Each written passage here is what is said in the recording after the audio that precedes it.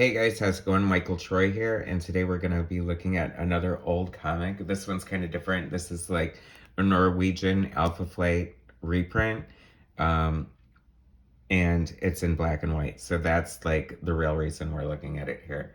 This is an old beat up copy. I just got it mailed from Norway, of all places, and I'm really excited because it's in black and white. It's in Norwegian. I don't read Norwegian, so I can't translate. I'm sort of Swedish, but hey, I don't speak it. Anyway, so this is great because we get to see John Byrne's art. These are reprints, and I don't know how they went about distributing them or having them come out, but it's funny because you can see Beware, it's Assistant Editor's Month, but that's totally lost in the printing since it's in black and white, and that was like a red color hold. But anyway, I just love seeing the black and white art. It's funny, a lot of people say that he was kind of lazy and could have used an inker on Alpha Flight. And I think that there's different period, like ups and downs throughout.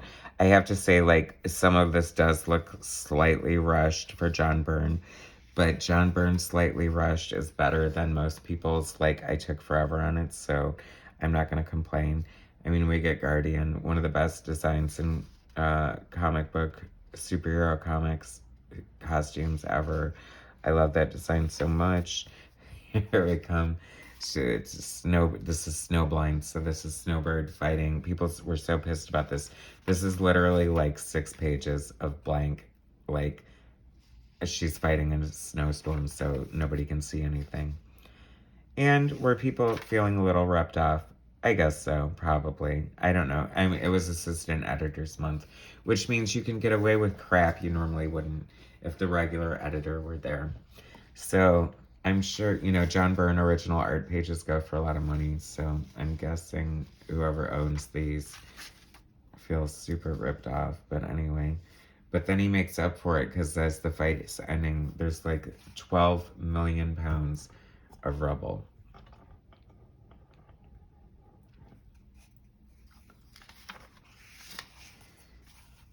There's Box in the closet looking all ominous.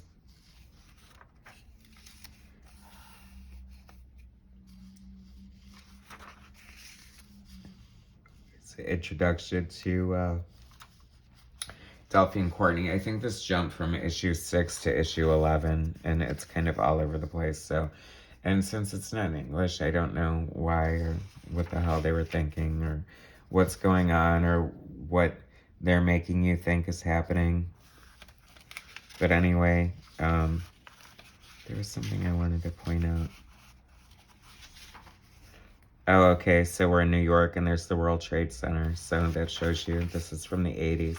It's always kind of weird to see it in comic books or any movies, whatever. But hey, it existed. And never forget, right, people? So, is this issue 12 maybe? I don't know. But it's fun. Once again, we're just here for the black and white art. See, I have to say, like, I always defend Alpha Flight to death, but some of this is looking a little rushed and uninspired. But I love this when she rips. Okay, Delphine Courtney's asymmetrical. I'm an 80s badass chick from John Byrne, so I have to have an asymmetrical hairdo. And Heather, like, rips off her face, and you're like, what the hell?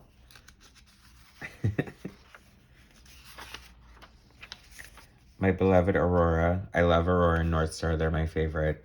I don't know why. It's not like they've got, like, tons of screen time. There's probably, like, 6 great issues concerning them. But, hey, maybe that's why I like them so much. Maybe that's, like, the mystery is still there. Puck. I always thought Puck was such a fun character. Puck goes to pick up North Star, or North Star goes to pick up Puck.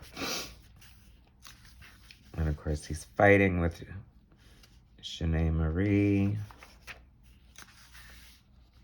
And then Sasquatch. I love how, he could have taken off this jumpsuit, but he chose to rip through it instead. I guess they have, then what happens after the battle? Then he's just going to have his underwear on. Not thinking, people. Not thinking.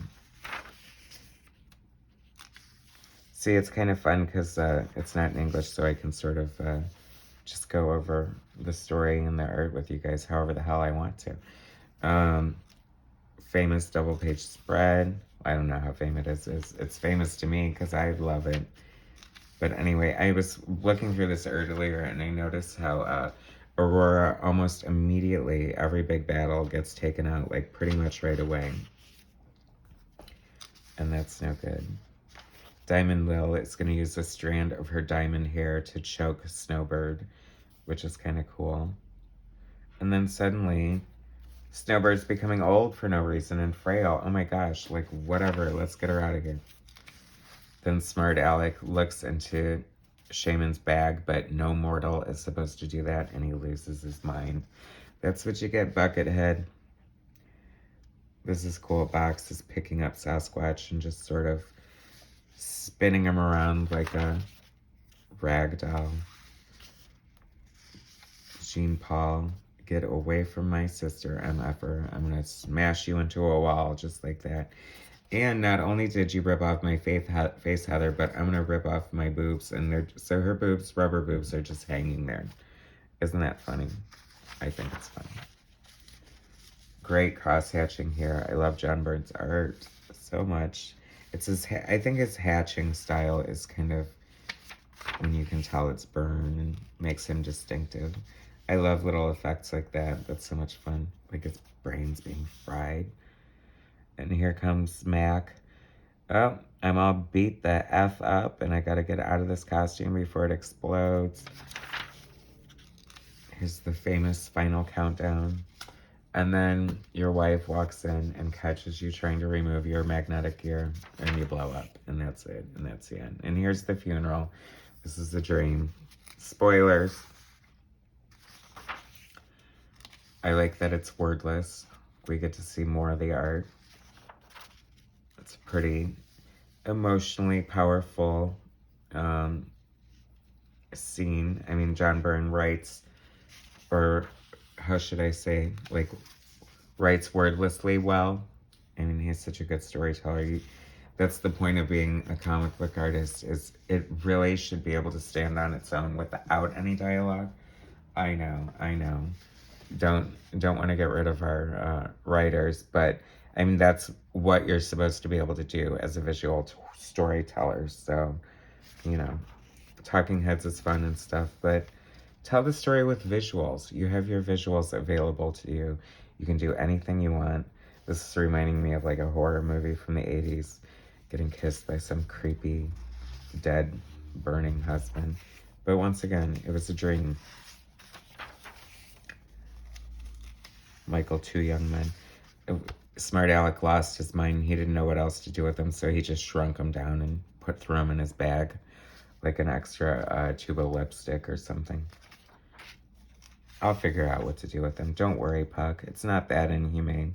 But that's not the first questionable call Michael, 2 young men would make. And certainly not the last. And he's a doctor. Whatever happened to his Hippocratic oath? My God. It's the origin of... oh my gosh, somebody just posed a question in one of my Facebook groups about superheroes who discovered their powers while trying to commit suicide. And she's about to jump off the top of the orphanage and discovers she can fly. So I didn't think of that at the time. So now I wish I had that clever answer. But hey, if it ever comes up again, there it is. I love the shot of Aurora. She looks really pretty there. That's like such a classic Byrne face.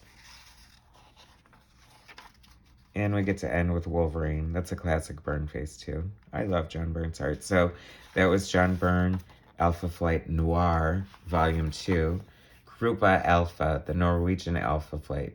So please hit subscribe and like, and I will bring you some more content later. Thanks for checking it out, guys. And I will talk to you soon. All right, thanks so much. Bye.